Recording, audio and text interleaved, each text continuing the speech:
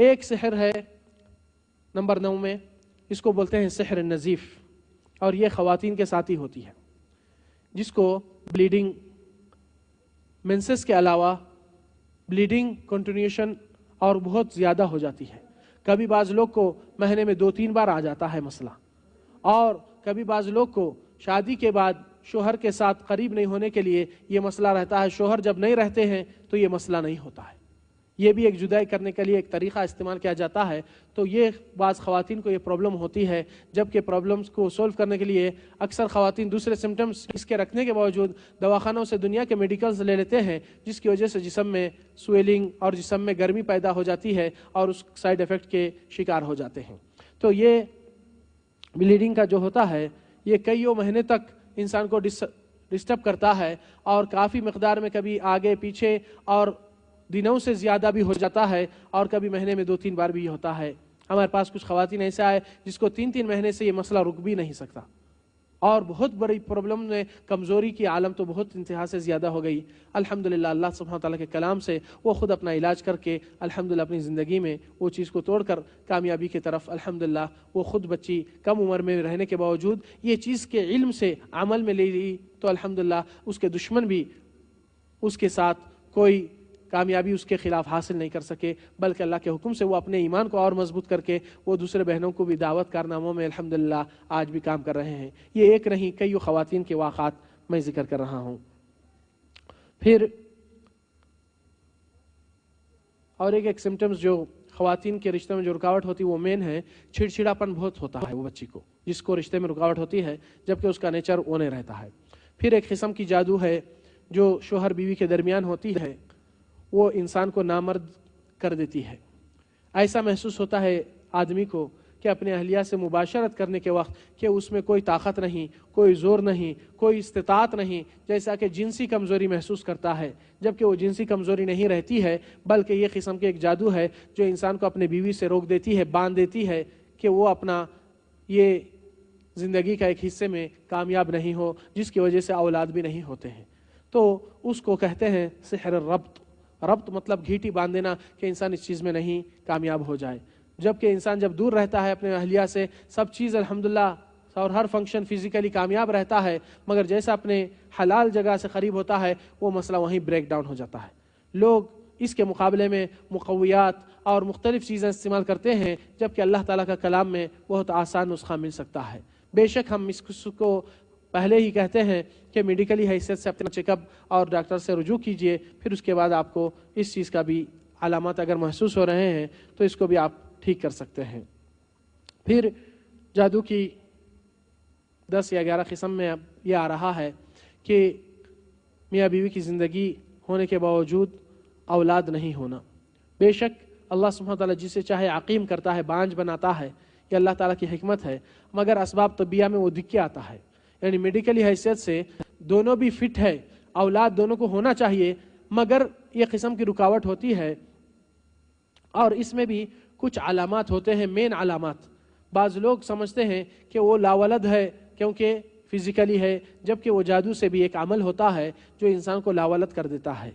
وہ اللہ تعالیٰ کے حکم سے اثر ہوتا ہے۔ پہلی چیز اس میں علامت میں کہ انسان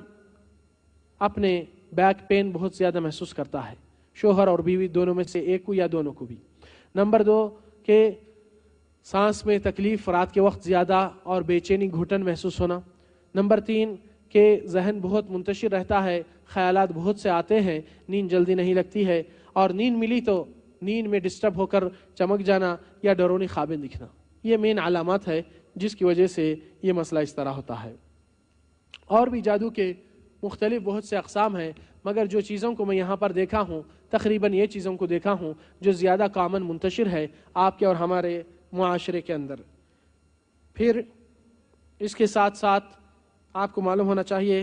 کہ جادوگروں کے کچھ علامات جو یہ جگہوں سے علاج کرنا آپ کو جائز نہیں ہوتا ہے، اور ایک حکم بھی کیا جادو سیکھنا جائز ہے یا نہیں شریعت کے روشنی میں انشاءاللہ آپ کے سامنے ابھی آپ کو ذکر کیا جائیں گا انشاءاللہ۔ پہلی چیز آپ کو تو معلوم ہو گیا ہے کہ شریعت میں جادوگر کی سزا قتل ہے، اور انسان جب پریشان ہوتا ہے کچھ ایسے امور میں اگر جادوگر سے وابستہ ہوا تو زندگی بھر کی پریشانی لے کر مبتلا رہتا ہے. تھوڑی ٹیمپروری وقت کے لیے اور وہ پیریڈ میں تھوڑی سی آسانی دکھتی ہے، مگر اس کے بعد سے بہت سے پریشانی آتے ہیں، کیونکہ یہ شیاطین اور یہ جادوگر اپنے آپس میں ڈیل یہ رکھتے ہیں کہ ہم کسی جن کو نکالنے والے نہیں، مگر ہمارے جنات وہ جن کے ساتھ، وہ شیطان کے ساتھ ایک کوآپریشن اور ایک تعاون کا اتفاق کر لیتے ہیں، تو اس کو سکون پہ رکھنے کے لیے رہنے دیتے ہیں، اور وہ اپنی تکلیف جتنا پیشنٹ کو ڈسٹرب کرتا تھا چھوڑ دیتا ہے، اور بندے کے دل میں اعتقاد ہوتا ہے کہ وہ صاحب سے ہی ٹھیک ہوا، نہیں تو نہیں ٹھیک ہوتے تھے، جبکہ اعوذ باللہ اللہ تعالیٰ شفا دینے والا ہے.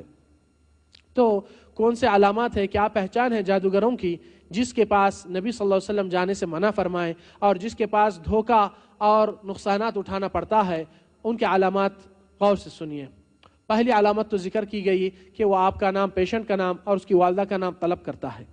نمبر 2 کہ کوئی چیز مانگتا ہے، کپڑا یا بال یا ناخن، جس چیز میں انسان کی اسمیل موجود ہوتی ہے. نمبر 3 کہ یہ جادوگر چاہے اس کا نام عامل رہے، حافظ رہے، کچھ بھی رہے، مگر اس کے عمل سے مطلب ہے، ہمارا عمل اس کا قرآن سنت پہ نہیں، تو بے شک جادوگر کے صفات میں آ جاتا ہے. اور اکثر لوگ نامہ بدلنے سے ان کو ایک قسم کی یعنی چھوٹ دیتے ہیں زندگی میں، کیونکہ لوگوں کو جب کہتے ہیں عامل تو لوگ ایزی ڈیل کرنے کے لیے تیار ہوتے ہیں، مگر جب کہتے ہیں یہ جادوگر ہے، کفری عمل کرنے والا ہے، تو بے شک لوگ احتیاط کریں گے. تو حقیقت میں شریعت جو الفاظ دی ہے وہی الفاظ آپ کو بھی استعمال کرنا چاہیے، تاکہ اپنے بھائی بہنوں کو دھوکے میں نہیں رکھنا چاہیے. اور تیسری علامت کہ وہ کچھ قسم کے جانور طلب کرتا ہے، جیسا کہ ایک کالا مرغا لاؤ یا لال بکرا لاؤ، یہاں پر گاڑ دو یا یہاں پر کاٹ کر کسی جسم پہ وارتا ہے اور کسی جگہ پھینک دیتا ہے. تو اصل میں یہ چیز کیا ہے؟ یہ چیز یہ ہے کہ جو جن اور شیطان انسان کے اوپر جو رہتا ہے،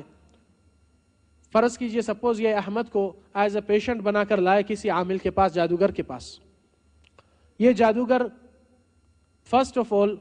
ماں کا نام ان کا پوچھ لے کے اپنے جنات کو جو اس کے قابو میں ہے ان کو بھیج دیتا ہے کہ جا کے اس کے ساتھ ڈیل کرو. اگر یہ جادوگر کے جنات زوردار ہے تو اس کو وہیں پر اپنا زور دکھا کر اس کو وہیں خاموش کر دیتے ہیں اور کہتے ہیں کہ اتنے مہینے تک جب تک صاحب آپ کو اجازت نہیں دے آپ کچھ تکلیف نہیں دیں گے پیشنٹ کو، اور کھاؤ پیو رہو. That is a deal. تو اس کو زور سے اور شدت سے اس کو وہیں تھاما جاتا ہے. اور اگر سپوز کہ یہ احمد کے اوپر جو جن ہے زیادہ زوردار طاقتور ہے یہ جنات سے، تو یہ جادوگر کہتا ہے جاؤ اپنے سیٹ سے کہو کیا حکم فرما رہے ہیں، آپ کے صاحب کیا کہہ رہے ہیں، کیا چاہ رہے ہیں. تو وہ جن جو بڑا سرکش رہتا ہے پیشنٹ پہ، وہ کہتا ہے کہ میرے لیے بھی کچھ جان پیش کرو، میرے لیے بھی کچھ جانور کاٹ کے یہ مسان گٹی میں پھینکو یا یہ جگہ پہ جدھر اس کا رہنے کا مقام رہتا ہے. تو اصل بات یہ ہے یہ عبادات ہے، یہ اللہ تعالیٰ کے لیے پیش کرنے کی چیز ان کو دینا، یعنی کہ ان کی پرستش اور ان کی عبادت، ان کی بڑائی کرنے کا معنی ہوتا ہے. تو یہ لوگ اپنی بڑائی چاہتے ہیں، آپ اپنا ایمان کھو دیتے ہیں.